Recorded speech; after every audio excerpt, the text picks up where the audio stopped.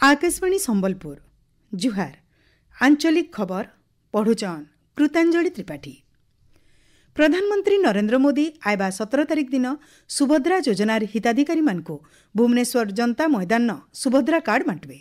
ई कार्यक्रम प्रस्तुति बाबदे कलाकाल लोकसेवा भवन सुभद्रा योजना राज्यस्तरीय परिचालना कमिटीर बैठक हो जाइछि। इथि मुख्य शासन सचिव मनोज आहूजा अध्यक्षता करिकरी समारोह तैयारीर अग्रगति बाबदे विभागीय अधिकारी मानकन्नु पचरेइकरी बुझितिले। प्रधानमंत्रींकर ई समारोहती बहुतटे लुक्कर भीड़ हेबा।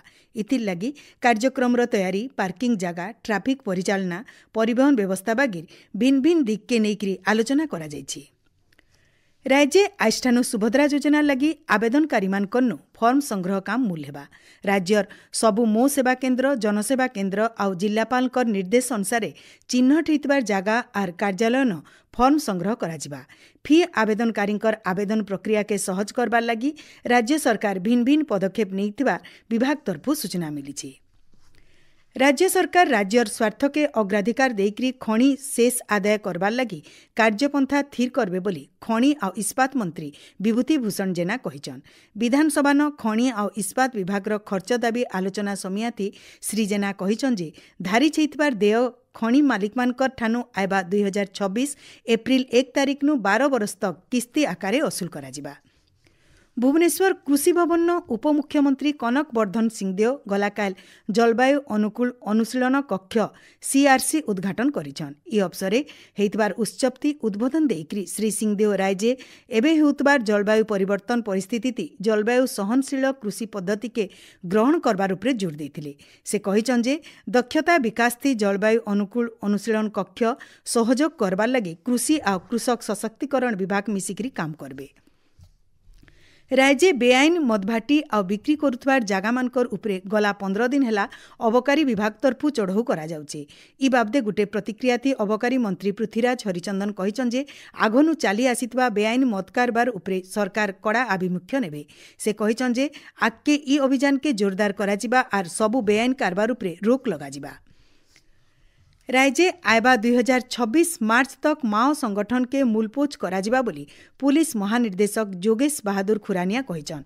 कमिशनरेट पुलिस मुख्यालयन थिबार कैंप कार्यालयन माओ मुकाबिला बाबदे समीक्षा करिकरी नक्सल अधिसूचित जिला मानकर एसपी दक्षिणांचल आउ पश्चिमांचल डीआईजींकर संगे से आलोचना करथिले। जेन सबु जिलान माओ संगठन सक्रिय अछन सेठाने पेट्रोलिंग व्यवस्था के कड़ाकड़ी करबा के पुलिस महानिर्देशक निर्देश देइछन।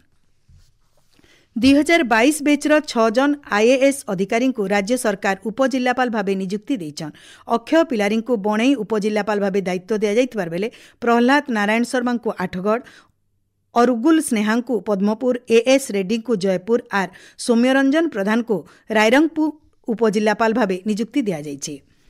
राज्यर बर्ड फ्लू स्थिति जांच करबार के केंद्रीय विशेषज्ञ दल आज ओडिशा आसुचन। ई विशेषज्ञ दल पुरी जिल्लार सत्यवादी, पिपिली, निमापड़ा आउ डेलांग ब्लॉक न स्थितिर जांच करबे। जेन जगान बर्ड फ्लू चापिचे से जगा मन को जाइकरी आलोचना करबार सहित केंद्र के रिपोर्ट देबे।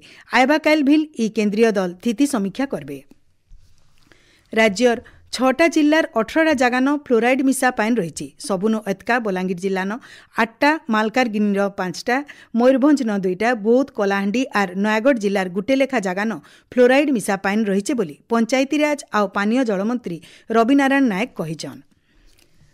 झारसुगुड़ा जिल्लान निर्माण कल्याण सहायता योजना अधीन भिन्न भिन्न वर्गर 64 जन को साहाज टंका बंटा जाइछि।